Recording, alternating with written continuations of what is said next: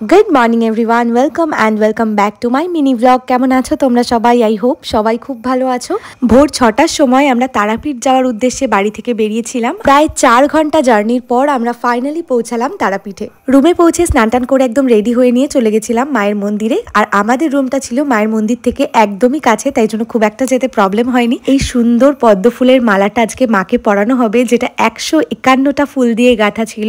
কি যে ভালো লাগছিল পদ্ম ফুলের মালাটা দেখতে।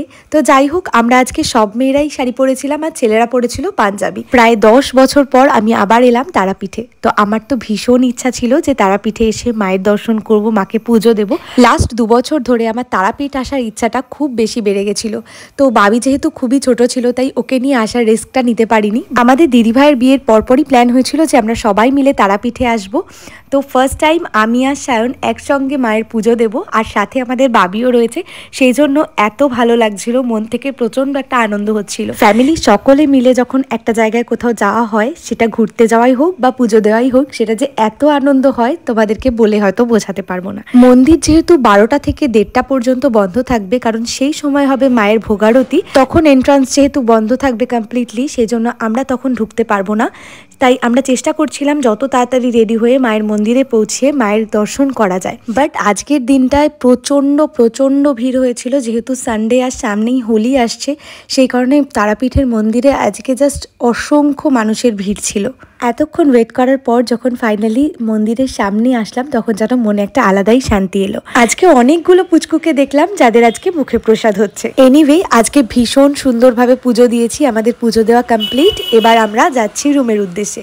আমাদের আজকে 2টো ভোগ দেওয়া ছিল মাকে, তো সেই ভোগটা এনেই আমাদের যিনি পুরোহিত ছিলেন তিনি সবার মাথায় ছুঁয়ে দিলেন, এবং আমরা একটু একটু করে সবাই প্রসাদ গ্রহণ করলাম। বাবিকে তো পুজো দেওয়ার আগে একটু খাইয়ে নিয়ে গেছিলাম, আরও প্রচণ্ড খিদেও পেয়ে গেছিল।